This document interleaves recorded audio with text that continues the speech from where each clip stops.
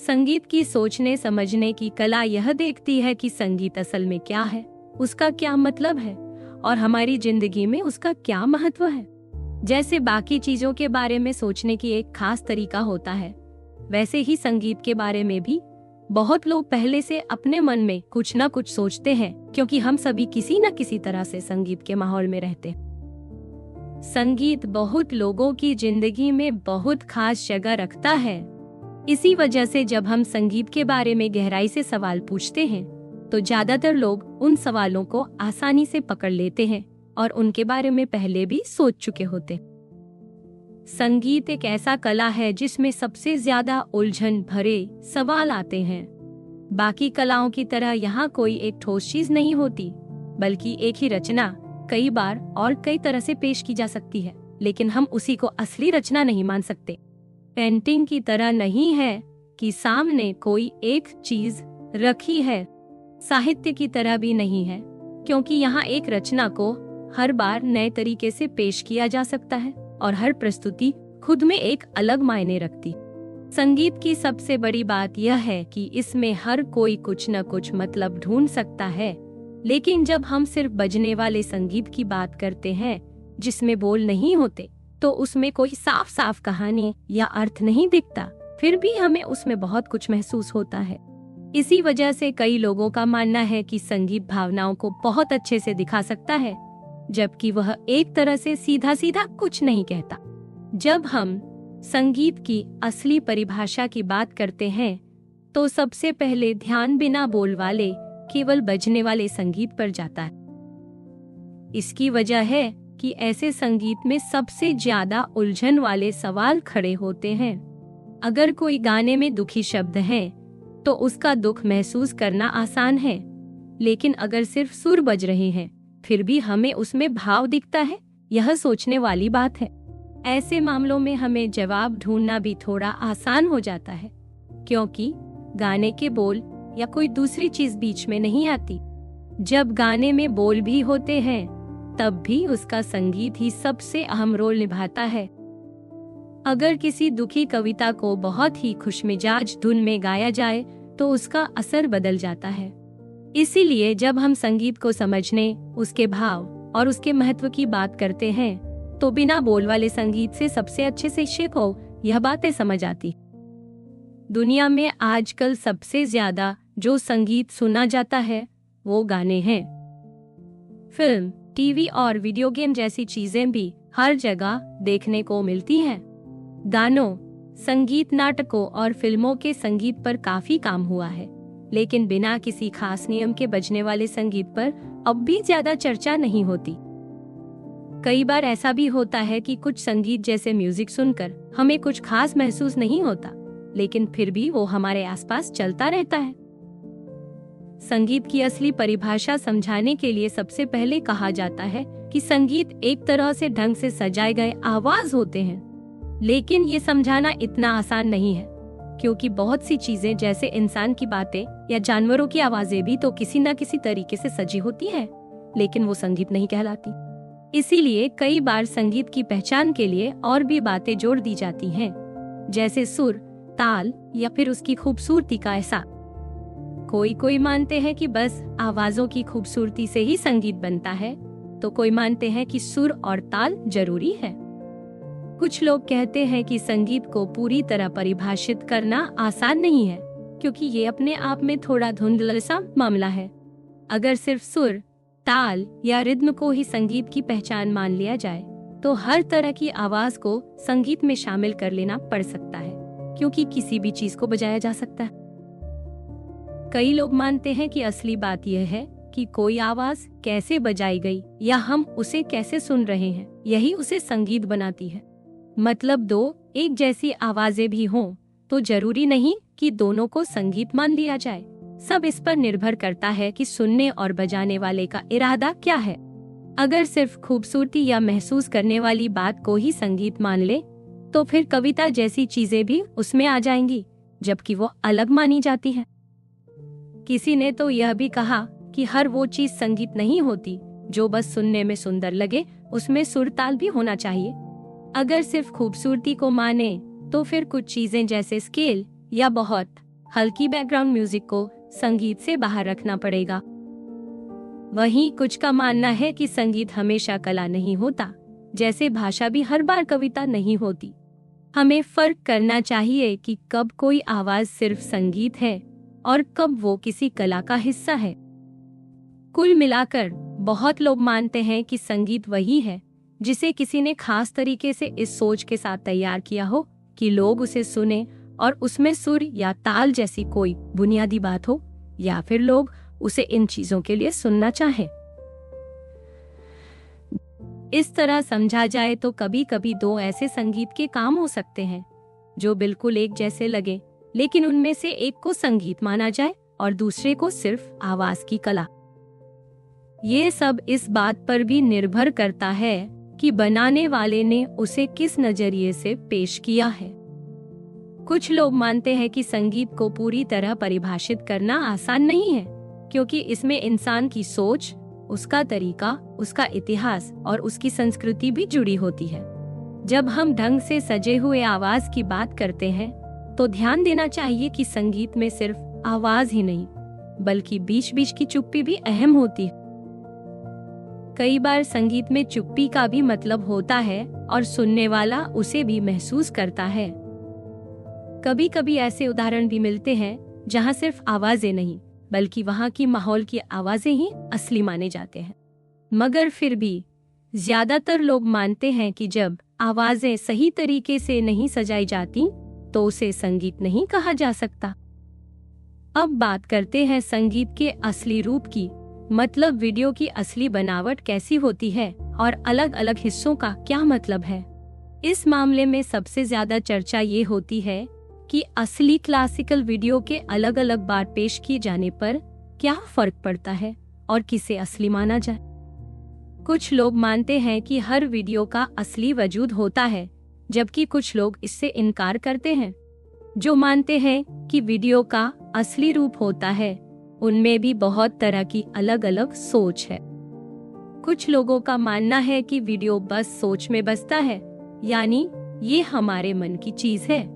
लेकिन इसमें दिक्कत ये है कि अगर हर किसी के मन में अपने अपने हिसाब से एक ही वीडियो की अलग अलग छवि हो, तो फिर असली वीडियो कौन सा हुआ, ये तय करना मुश्किल हो जाता है।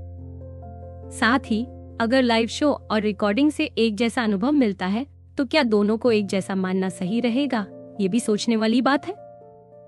डेविड डेविस का मानना है कि वीडियो की असली पहचान उस वीडियो को बनाने वाले के काम से जुड़ी होती है, यानी हर वीडियो असल में एक तरह की क्रिया है जो बनाने वाले ने की है। कुछ लोग मानते हैं कि वीडियो एक खास किस्म की क्रिया है, जबकि कुछ का कहना है कि वीडियो बनाने की प्रक्रिया ही असली बात है। लेकिन इस सोच के हिसाब से हर वीडियो की पहचान बनाने वाले की क्रिया से ही होगी, न कि उसे बाद में जैसे पेश किया जाता है उससे। इस सोच को सही मानने के लिए काफी ठोस वजह चाहिए, क्योंकि इससे हमारी आम सोच पर फर्क पड़ता है। एक और सोच यह है कि वीडियो या ऐसी कोई भी कला असल में एक नया किस्म का चीज होती है, जिसे समझने के लिए अलग नजरिया चाहिए। माना जाता है कि वीडियो में लचीलापन और बदलाव की खूबियां होती हैं, जो किसी आम चीज में नहीं होती। इसलिए कुछ लोग मानते हैं कि वीडियो जैसी चीजें अपने आप में एक खास पहचान रखती हैं, जो उनकी बाहरी शक्ल या दिखावे से अलग है। अब ज्यादातर लोग मानते हैं कि वीडियो की असली पहचान दो बड़ी सोचों में से एक से आती है। एक सोच यह है कि वीडियो असल में उन चीजों का समूह है जिन्हें हम असली दिखने या बजने वाली चीजों की तरह देख सकते हैं, जैसे कोई स्कोर या किसी शो की रिकॉर्डिंग। इस सोच के मुताबिक किसी भी वीडियो में जो भी बदलाव आते हैं, वो सब उसकी असली पहचान से जुड़े होते हैं। लेकिन इसमें दिक्कत ये है कि अगर किसी वीडियो के अलग अलग शो में गलती हो जाए, तो क्या उसे असली वीडियो मानेंगे, ये तय करना मुश्किल हो जाता है। इसका हल यही है कि असली वीडियो अपने हर शो से अलग होता है, लेकिन जो लोग सिर्फ बाहरी चीजों को मानते हैं, उनके लिए ये समझाना आसान नहीं है। दूसरी सोच यह है कि वीडियो एक तरह से बहुत अलग और काल्पनिक चीज होती है, जो ना तो जगह में है और ना ही समय में। कुछ लोग मानते हैं कि वीडियो को इंसान बनाता है और उसे अलग अलग खूबियां देता है, जैसे कि किसने बनाया, किस वाद्य यंत्र के साथ बजाया गया या किस माहौल में पेश किया गया। इसी वजह से वीडियो की असली पहचान और उसके अलग अलग रूप दोनों को लेकर बहुत सी अलग अलग बातें सामने आती हैं।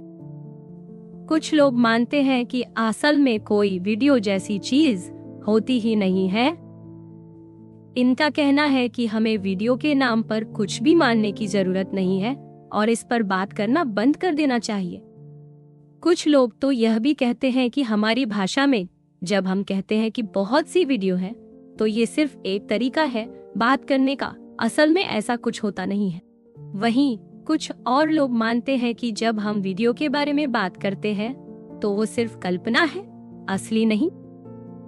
लेकिन फिर भी लोग वीडियो के बारे में ऐसे ही बात करते रह सकते हैं। इस पूरी बहस में कई बार बात बहुत टेक्निकल हो जाती है, जैसे कि किसी चीज की असली पहचान, उसका असर और उसका असली रूप क्या है। कुछ लोगों का कहना है कि वीडियो जैसी चीजें असल में हमारी संस्कृति का हिस्सा है और इन्हें समझने का तरीका आम सोच से थोड़ा अलग है। इसी वजह से अब ये सवाल भी उठ रहे हैं कि किसी वीडियो को किस तरह से समझना चाहिए। ये सवाल भी उतने ही जरूरी है जितना कि ये तय करना कि वीडियो असल में है क्या। कई बार ये भी लगता है कि अगर हमने वीडियो का असली रूप समझ लिया तो उसके अलग अलग रूपों के बीच क्या रिश्ता है। लेकिन फिर भी कई सवाल रह जाते हैं, जैसे कि अगर कोई वीडियो किसी खास वाद्य यंत्र से बजाई जाती है तो क्या उसी को असली माना जाएगा या फिर कोई और तरीका भी सही रहेगा। क्या पुराने समय के वाद्य यंत्रों की जगह आज के नए यंत्रों का इस्तेमाल किया जा सकता है या नहीं। अगर वीडियो को हमेशा के लिए एक जैसा मान ले तो भी यह तय करना मुश्किल है कि सही वीडियो कौन सी है। कई बार जब किसी वीडियो की असली पहचान की बात आती है तो सबका ध्यान इस बात पर जाता है कि सही धुन और सुर उसी तरीके से बजाए जाए जैसे बनाने वाले ने सोचा था। कुछ लोग मानते हैं कि बस सही सुर और सही क्रम होना काफी है। कुछ मानते हैं कि आवाज का रंग और वाद्य यंत्र भी वैसे ही होने चाहिए जैसे असली में थे। कुछ का कहना है कि वीडियो में जो भी चीजें लिखी हैं वही बजाई जानी चाहिए। असली सवाल यही है कि वीडियो की खासियत क्या है और क्या किसी भी तरह बदलाव करने पर उसे असली माना जा सकता है या नहीं। इस पूरे सवाल पर दो तरह की सोच है। कुछ लोग मानते हैं कि वीडियो की सबसे जरूरी बातें उसकी अपनी बनावट और अंदर की खासियत में होती हैं और ये बातें कोई भी आम इंसान जिसे इतिहास या कला का ज्यादा पता नहीं है वो भी समझ सकता है। जबकि कुछ लोग मानते हैं कि वीडियो को समझने के लिए उसके बनने के समय और हालात को जानना जरूरी है। कुछ लोगों का कहना है कि हर वीडियो की असली पहचान ये भी तय करती है कि उसे किस तरह के वाद्य यंत्र से या कैसे माहौल में पेश किया गया। अगर किसी वीडियो के बनाने वाले ने उसमें खास वाद्य यंत्र या तरीका लिखा है तो वही असली माना जाता है। लेकिन पुराने जमाने के वीडियो में ऐसी कोई सख्ती नहीं होती थी, वहाँ वाद्य यंत्र बदल भी सकते। कई लोग ये भी पूछते हैं कि क्या असली जैसा वीडियो बनाना अब भी मुमकिन है या नहीं। कभी कभी ऐसा होता है कि वीडियो इतनी पुरानी होती है कि अब ना तो उसका लिखा हुआ पढ़ा जा सकता है, न ही उसके लिए बने वाद्य यंत्र मिलते हैं। ऐसे में पूरी तरह असली जैसा वीडियो बनाना मुश्किल हो जाता है, लेकिन थोड़ी बहुत सच्चाई के साथ बनाया जा सकता है। कई लोग ये भी कहते हैं कि अगर हम पुराने वीडियो की तरह ही बजा दें तो जरूरी नहीं कि आज के लोग उसे वैसे ही महसूस करेंगे जैसे पहले लोग करते थे, क्योंकि समय के साथ सुनने का तरीका और सोच भी बदल जाती है। फिर भी लोग अलग अलग तरह के वीडियो को अलग अलग ढंग से सुनना और पसंद करना सीख ही जाते हैं। अब एक और सवाल ये भी है कि अलग अलग समय या जगह की वीडियो की पहचान भी अलग होती है। जैसे रॉक वीडियो को सही से दिखाने के लिए जरूरी है कि रिकॉर्डिंग को किसी सही मशीन पर चलाया जाए, जबकि कुछ लोग मानते हैं कि रॉक वीडियो भी क्लासिकल वीडियो की तरह ही असली शो में दिखाए, बस उसका तरीका थोड़ा अलग होता है। हर परंपरा में वीडियो को समझने और पेश करने का तरीका थोड़ा अलग हो सकता है, लेकिन हर जगह वीडियो की असली पहचान और उसका मजा लेना, यही सबसे जरूरी बात। जैज वीडियो में सबसे खास बात होती है उसमें बनते बनते बजना, जिसे हम इम्प्रोवाइजेशन कहते हैं। यानी वीडियो बनते समय ही उसमें नए सुर या अंदाज जोड़ दिए जाते हैं।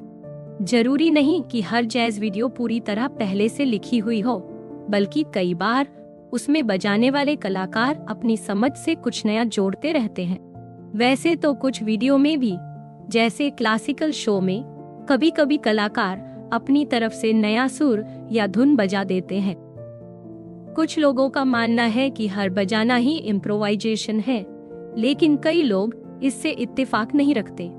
जैज में अक्सर ऐसा होता है कि हर शो में कुछ न कुछ अलग सुनने को मिलता है, लेकिन फिर भी बहुत सी बार इसकी असली धुनें या बेसिक रचना पहले से तय रहती। जैज वीडियो को लेकर सबसे बड़ी बहस यही है कि असली काम कौन सा है, बजाना या बनाना। कुछ लोग मानते हैं कि जैज भी क्लासिकल वीडियो की तरह है, बस इसमें बजाने का तरीका थोड़ा खुला होता है। लेकिन कई बार ये पहचानना मुश्किल हो जाता है कि एक ही सुर या धुन कई वीडियो में इस्तेमाल हो सकती है, तो किसे असली माना जाए। कुछ लोग तो यहाँ तक मानते हैं कि जैज में सिर्फ बजाना ही असली काम है, बाकी सब बात की बातें हैं। इस पर भी बहस होती है कि क्या हर शो को अलग अलग वीडियो माना जाए या सिर्फ बजाने को ही अहमियत दी जाए। एक और जरूरी सवाल ये भी है कि वीडियो में अलग अलग चीजें जैसे सुर, ताल और धुन किस तरह मिलती है और एक साथ आकर पूरे वीडियो का रूप बनाती है। इन सब बातों को ठीक से समझना जरूरी है, क्योंकि यही चीजें वीडियो की असली पहचान तय करती हैं। अब बात करते हैं वीडियो और भावनाओं की। सबसे बड़ा सवाल यही है कि वीडियो में भावनाएं कैसे दिखती हैं। दूसरा सवाल ये है कि हम वीडियो सुनकर खुद भावनाओं में कैसे डूब जाते हैं, या कभी कभी दुखी वीडियो भी क्यों सुनते हैं। ज्यादातर जानकार ऐसे सवालों के जवाब खोजने के लिए बोल रहित या शुद्ध वीडियो का उदाहरण लेते हैं, क्योंकि उसमें भाव और धुन ही असली चीज होती है। लेकिन अगर कोई वीडियो बोल के साथ है तो उसकी भावनाएं समझना और भी आसान हो जाता है। आखिर में किसी भी वीडियो को परखने का एक बड़ा तरीका यही है कि उसमें बोल और संगीत का मेल कितना असरदार है। अगर किसी वीडियो के साथ बोल भी हो तो भी जरूरी नहीं कि वही भाव दिखाए जाए जो संगीत में महसूस होते हैं। असल में संगीत और बोल का मेल इतना गहरा और जटिल होता है कि उसे समझने के लिए पहले हमें संगीत के असली असर को समझना चाहिए। अक्सर ऐसा कहा जाता है कि कोई वीडियो या उसका बजाना कभी खुश, कभी उदास या और कोई भी भाव दिखा सकता है। लेकिन सवाल ये है कि असल भाव तो इंसानों में होते हैं। वीडियो या उसका बजाना खुद तो कुछ महसूस नहीं करता, फिर भी हम मान लेते हैं कि वीडियो में भावनाएं दिखती हैं। यहाँ फर्क समझना जरूरी है। इंसान अपनी भावनाओं का बाहर दिखाना एक्सप्रेशन है। वीडियो में भावनाओं का असर होता है, लेकिन वो खुद महसूस नहीं करती। कई लोग मानते हैं कि वीडियो में जो भाव दिखते हैं वो बनाने वाले या बजाने वाले के होते हैं, लेकिन इसमें दिक्कत ये है कि अक्सर ना तो बनाने वाला और ना ही बजाने वाला वीडियो के बजने के वक्त वैसे भाव में होता है जैसा वीडियो दिखा रही। हो सकता है कोई कलाकार कभी खुद उदास ना रहा हो, लेकिन उदासी वाली धुन बना दे। और अगर किसी ने अपना दुख दिखाने के लिए वीडियो बनाए भी, तो जरूरी नहीं कि हर बार वो पूरी तरह सही तरीके से अपने भाव बाहर ला पाए। इससे साफ है कि वीडियो में भाव दिखना सिर्फ कलाकार की अपनी भावना से नहीं जुड़ा। एक और तरीका ये है कि भावनाओं का रिश्ता वीडियो सुनने वाले से जोड़ दिया जाए। यानी अगर कोई वीडियो सुनकर हमें कोई खास भावना महसूस होती है तो वही वीडियो की एक्सप्रेसिवनेस है। लेकिन इसमें भी दिक्कत ये है कि डर जैसे कुछ भावनाओं के लिए असल में कोई डराने वाली चीज सामने होनी चाहिए, जबकि वीडियो में ऐसा कुछ नहीं होता। कई बार हम सिर्फ वीडियो की धुन को समझ पाते हैं, भावनाएं हमें उतनी गहराई से महसूस नहीं होती। मतलब वीडियो का असर सिर्फ सुनने वाले की भावना से नहीं, बल्कि उसमें दिख रहे भाव से जुड़ा है। इसलिए वीडियो में भावनाओं का होना न तो पूरी तरह बनाने वाले या बजाने वाले पर टिका है और न ही सिर्फ सुनने वाले की भावना पर। असली बात यह है कि वीडियो खुद अपने तरीके से भाव दिखा सकती है और यही उसे खास बनाता है। भले ही हर इंसान पर संगीत का असर अलग हो, लेकिन अब माना जाने लगा है कि जब हम वीडियो सुनते हैं तो उसके कुछ असर हमारे मन में अपने आप होते हैं और इन्हीं असर की वजह से हमें लगता है कि उसमें भावनाएं। ये असर सीधे सीधे वीडियो की पहचान में नहीं आते, लेकिन ये महसूस जरूर होते हैं।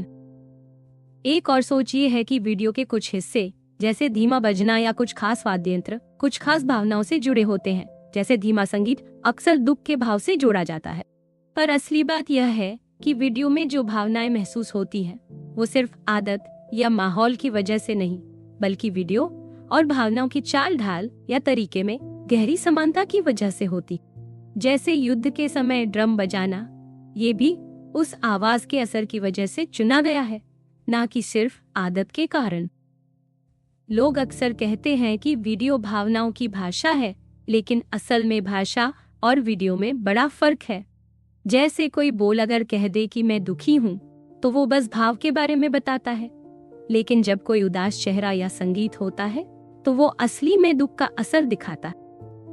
इसी वजह से ज्यादातर लोग मानते हैं कि वीडियो और भावनाओं का रिश्ता सीधे असर से बनता है, न कि शब्दों या बोलचाल से। कुछ जानकार मानते हैं कि वीडियो की असली खासियत उसमें दिखती है जब उसकी आवाज, धुन या चाल इंसान की भावनाओं की चाल ढाल से मेल खाती है। जैसे किसी का दुखी होना उसके चेहरे, आवाज, चलने फिरने के तरीके से झलकता है, उसी तरह वीडियो की लय, सुर और अंदाज में भी ये सब दिख जाता है।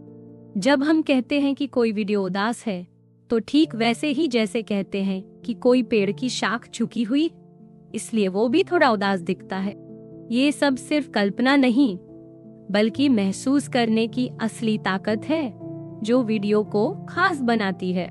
जेरल्ड लेविंसन भी मानते हैं कि वीडियो की धुन और इंसान के भाव दिखाने के तरीके में गहरा मेल होता है, लेकिन उनका कहना है कि सिर्फ यही मेल ही सब कुछ नहीं।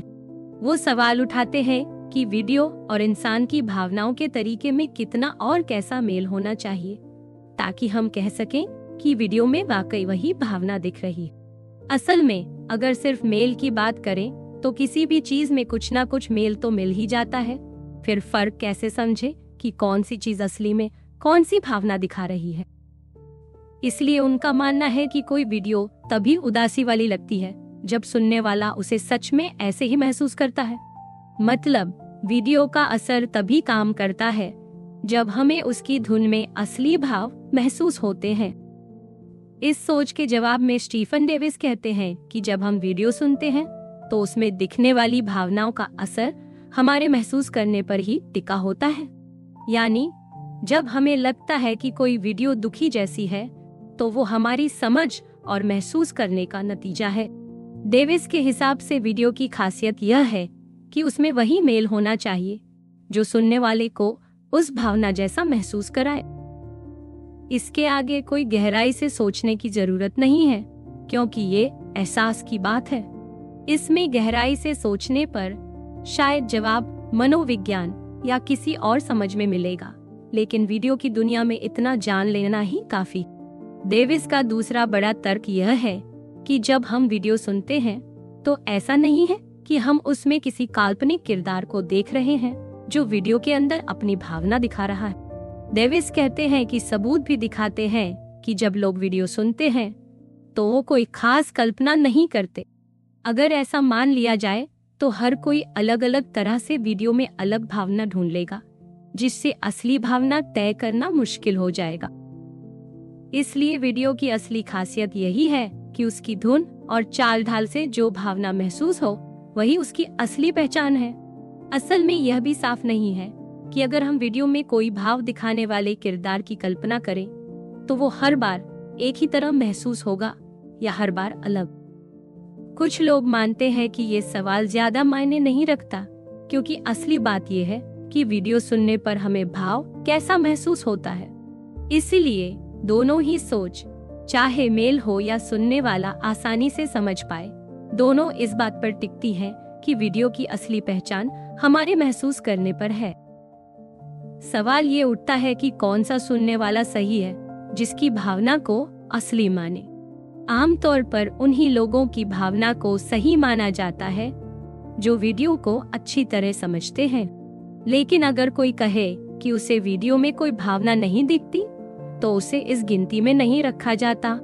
असल में बहुत लोग मानते हैं कि वीडियो में भावनाएं दिखती हैं, और यही सच ज्यादा लोगों के साथ मेल खाता है। अब बात करते हैं वीडियो सुनने वाले की भावनाओं की। यहाँ दो बड़े सवाल हैं। पहला, जब हमें पता है कि वीडियो में जो भाव है वो किसी इंसान का असली भाव नहीं है, फिर भी हम उस पर इतना असर क्यों महसूस करते हैं? दूसरा, अगर कोई वीडियो हमें दुखी करता है तो फिर हम उसे बार बार सुनना क्यों चाहते हैं? कुछ लोग मानते हैं कि हम वीडियो सुनते वक्त असल में उतना भावनाओं में नहीं डूबते जितना आम तौर पर समझा जाता है।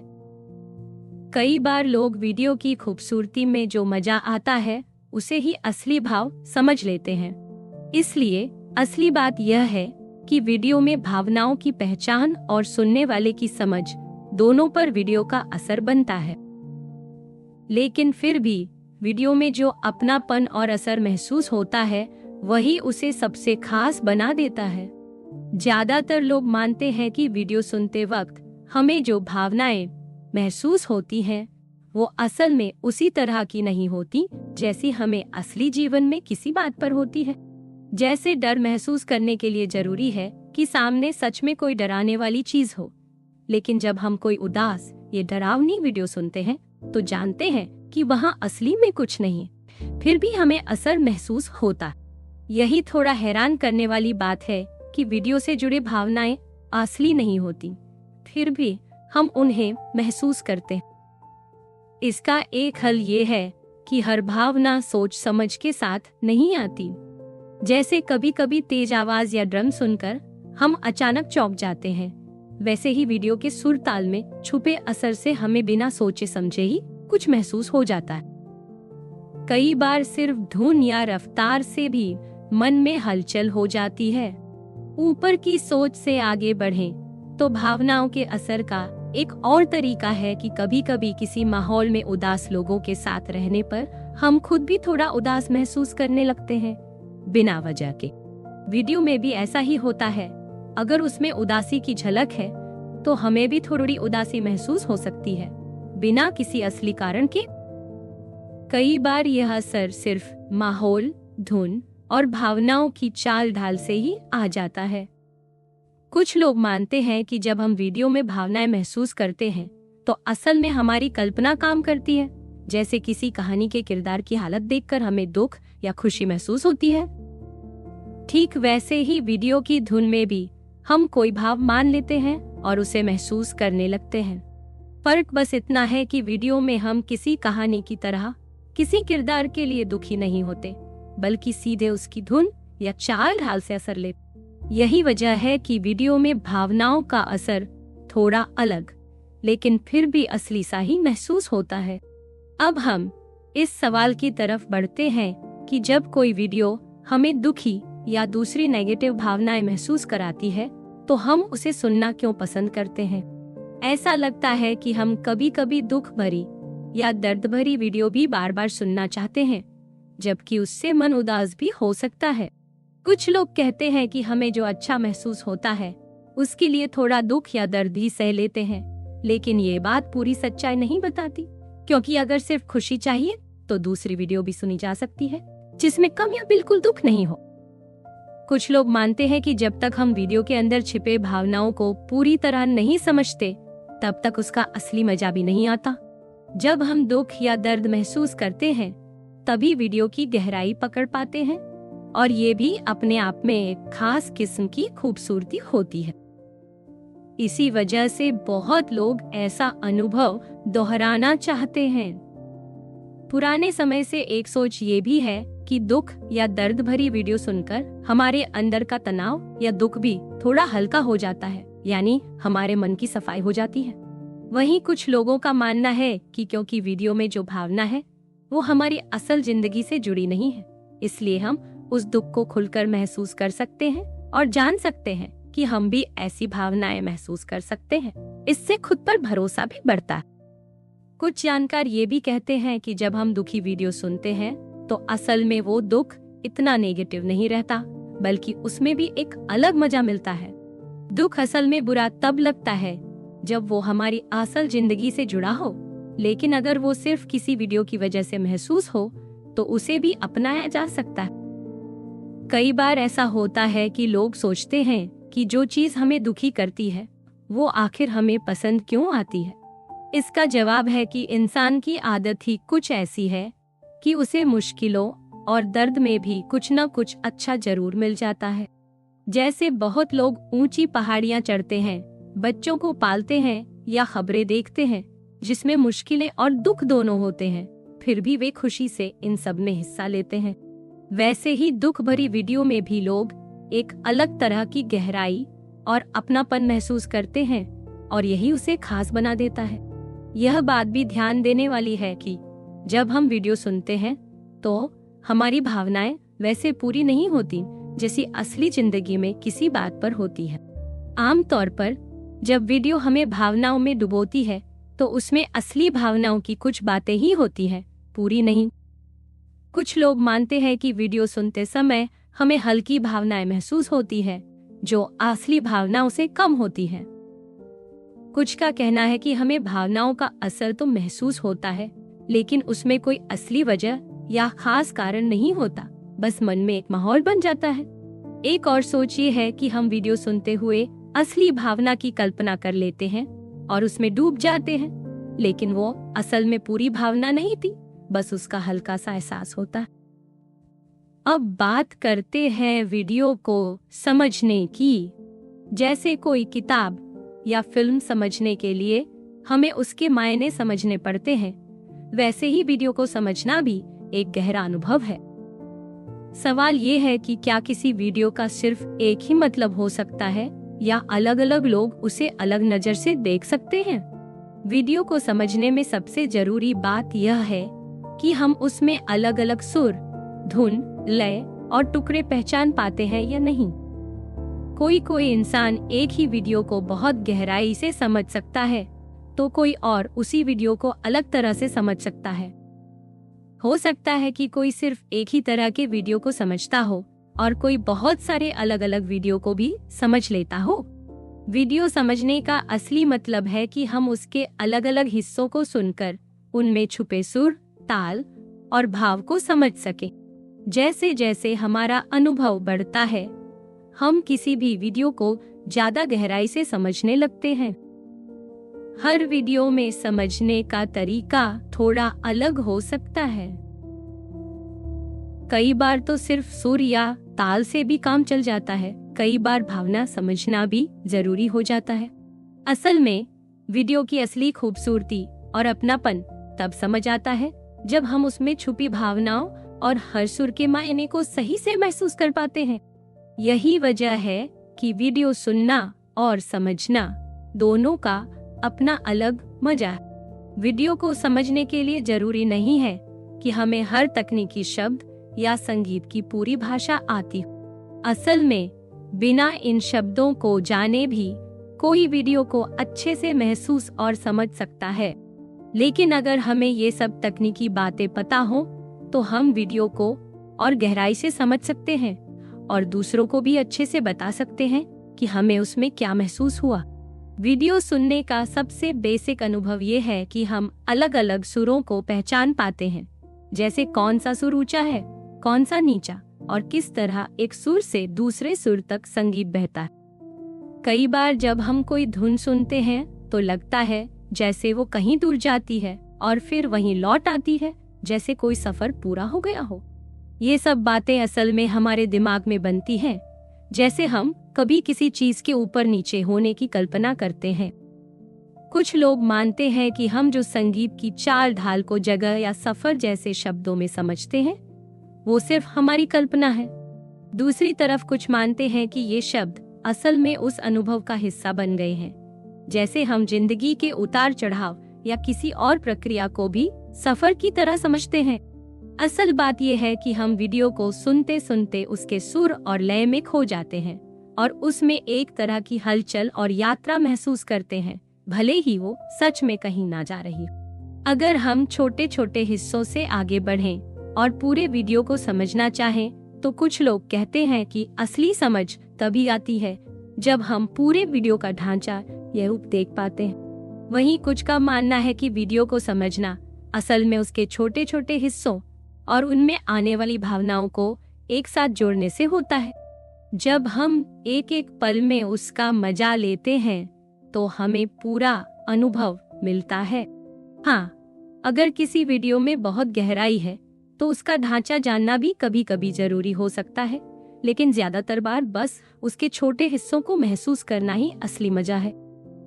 इस तरह वीडियो को समझने के लिए जरूरी है कि हम उसके हर सुर, लय और भाव को अपने दिल दिमाग से महसूस करें। ये समझ हर इंसान की अपनी होती है और यही बात वीडियो को और भी अपनापन और खास बना देती है। कुछ लोग मानते हैं कि किसी वीडियो को सही मायनों में समझने के लिए उसका पूरा ढांचा या रूप जानना जरूरी है, खासकर जब बात बड़ी और क्लासिकल वीडियो की हो।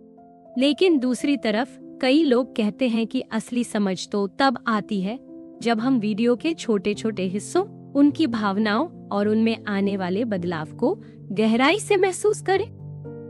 सच तो ये है कि दोनों सोच में कुछ ना कुछ सच्चाई है। जब भी कोई वीडियो सुनता है तो उसके लिए दोनों तरीके मायने रखते हैं।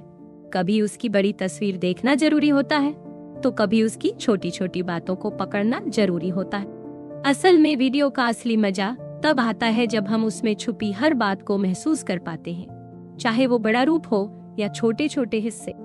अब बात करते हैं वीडियो की कीमत या उसके महत्व की।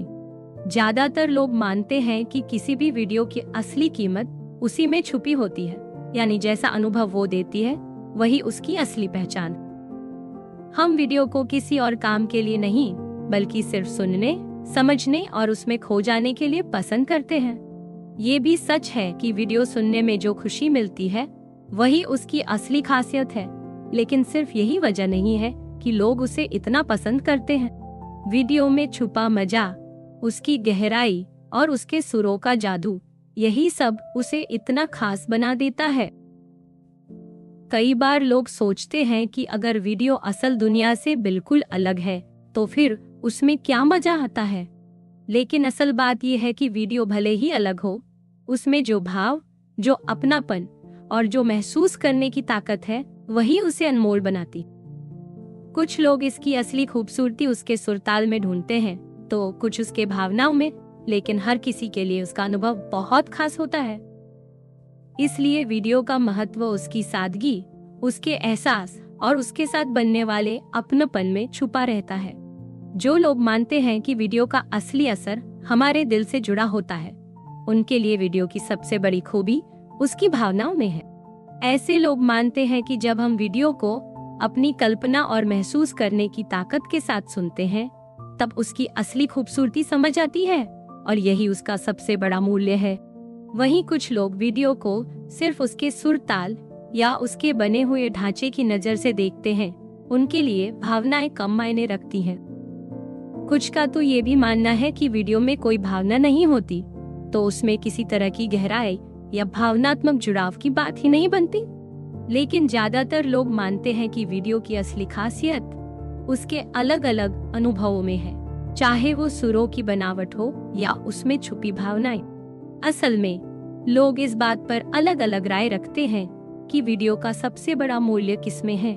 कुछ भावनाओं में ढूंढते हैं, कुछ उसकी बनावट या रचना में। पर एक बात सब मानते हैं कि वीडियो का अनुभव हमें भावनाओं को महसूस करने, समझने और उनके साथ जीने का मौका देता है, और यही उसे हमारे लिए इतना खास बना देता है।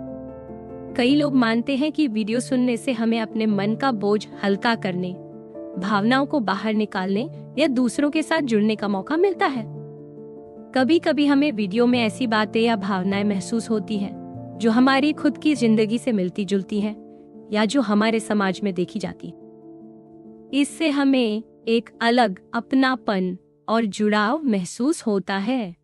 वहीं कुछ लोग मानते हैं कि वीडियो की सबसे बड़ी खूबी उसकी बनावट में है, कैसे सुर जुड़े हैं, कौन सी ताल इस्तेमाल हुई है या कैसे हर टुकड़ा आपस में मिलता है। उनके लिए भावनाएं बस एक रंग या खूबसूरती बढ़ाने का तरीका है। कुछ लोग ये भी कहते हैं कि वीडियो से हम भावनाओं के बारे में बहुत कुछ नहीं सीख सकते, और ना ही ये कहना ठीक है कि वीडियो सुनकर दुख जैसी भावना का भी कोई मजा है। कई बार तो वीडियो बिना किसी खास भावना के भी बेहद पसंद की जाती है, सिर्फ उसकी बनावट और सुर ताल के कारण। इसलिए हर किसी के लिए वीडियो की असली अहमियत अलग होती है, लेकिन ये तय है कि वीडियो हमें महसूस करने, सोचने और अपने आप से जुड़ने का मौका जरूर देती है।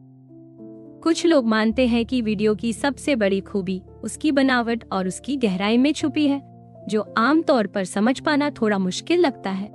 लेकिन देखा जाए तो हमें वैसे भी हर जगह, जैसे कुदरत में या सजावट में, अलग अलग आकार और बनावट देखने में मजा आता है, और उनमें भी हमें सुंदरता या अलग सा अनुभव मिल जाता है।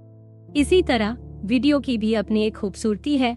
उसमें अलग अलग सुर, ताल और पैटर्न होते हैं जो मिलकर एक अलग ही मजा देते हैं। कई बार तो ऐसा लगता है कि एक खास टुकड़ा जैसे अपनी बनावट के बारे में खुद ही कुछ कह रहा हो।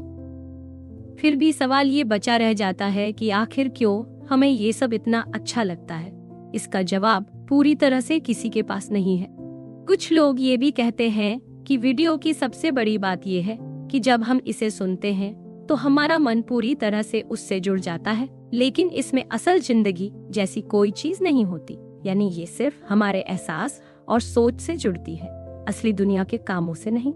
वीडियो को समझने में हमारा दिमाग भी बहुत काम करता है, और जब हम कुछ मुश्किल या गहरी चीज समझ लेते हैं तो उससे भी हमें खुशी मिलती है, और इस खुशी का कोई सीधा ताल्लुक हमारे रोजमर्रा के कामों से नहीं था। कई बार वीडियो सुनते समय हम ऐसा महसूस करते हैं कि जो एहसास या सफर हम इसमें देख रहे हैं, वही सफर कंपोजर और दूसरे सुनने वालों ने भी महसूस किया होगा, जिससे एक अपनापन और जुड़ाव सा लगता है। कुछ लोगों को लगता है कि वीडियो हमें रोजमर्रा की दुनिया से थोड़ी देर के लिए आजाद कर देती है और हमें बस अपनी सोच और महसूस करने की आजादी देती है। फिर भी एक सवाल रह जाता है कि अगर वीडियो में भावनाओं की बात की जाती है तो वो हमें असली दुनिया की याद दिलाती है या नहीं। कुछ का कहना है कि वीडियो की यही सबसे बड़ी ताकत है कि वो हमें सिर्फ अपने भीतर की दुनिया में ले जाती है, तो कुछ लोग मानते हैं कि उसके सुर और पैटर्न हमारी दुनिया से जुड़े होते हैं, जिससे हम खुद को उसमें देख पाते हैं। आखिर में ये साफ है कि वीडियो में सबको कोई ना कोई अलग चीज पसंद आती है। कोई उसकी बनावट को पसंद करता है, कोई उसमें छुपी भावनाओं को, और कोई उसे बस मन बहलाने के लिए सुनता है। असली बात यह है कि वीडियो हमें सोचने, महसूस करने और खुद से जुड़ने का मौका देती है, और यही उसकी सबसे बड़ी खूबी है।